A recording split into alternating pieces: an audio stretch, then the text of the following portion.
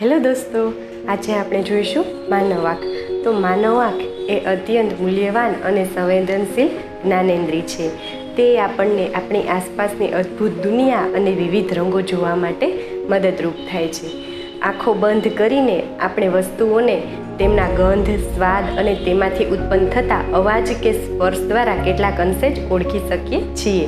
તેમ છતાં બંધ આંખે રંગોની ઓળખ કરવી એ ખૂબ જ અશક્ય છે. આમ બધી જ જ્ઞાનેન્દ્રિયો પૈકી માનવ આંખ એ ખૂબ જ મહત્વપૂર્ણ છે, કારણ કે તેનાથી આપણે આપણી આસપાસની સુંદર દુનિયાને જોઈ શકીએ છીએ. માનવ આંખ એ કેમેરા જેવી છે. તેનું લેન્સ તંત્ર રેટિના તરીકે ઓળખાતા પ્રકાશ સંવેદી પડદા પર પ્રતિબિંબ રચે છે. પ્રકાશ કોર્નિયા તરીકે ઓળખાતા એક પાતળા પડદા જેવા પારદર્શક પટલમાંથી પ્રવેશે છે. તેનાથી આંખના ડોળાનો આગળનો પારદર્શક ભાગ એ ઉપસી આવે છે. આંખનો ડોળો લગભગ ગોળાકાર છે, જેનો વ્યાસ આશરે 2.3 સેન્ટીમીટર છે. આંખમાં દાખલ થતા પ્રકાશના કિરણોનું મોટા ભાગનું વક્રીભવન પારદર્શક પટલની બહારની સપાટી પર થાય છે.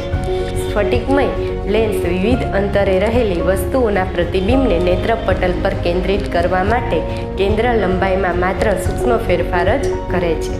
પારદર્શક પટલના પાછળના ભાગે કનિનિકા નામની રચના જોવા મળે છે.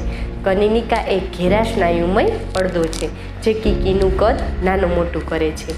કીકી આંખમાં પ્રવેશતા પ્રકાશની માત્રાનું નિયંત્રણ કરે છે અને આંખનો લેન્સ નેત્રપટલ પર વસ્તુનું વાસ્તવિક અને ઉલટું પ્રતિબિંબ રચે છે.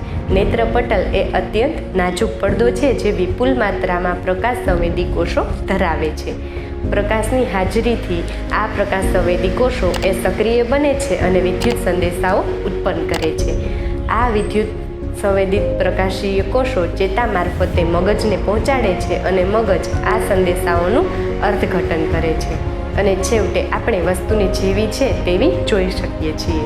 તો હવે પછીના નેક્સ્ટ વિડીયોમાં જોઈશું આંખની સમાવેશન ક્ષમતા.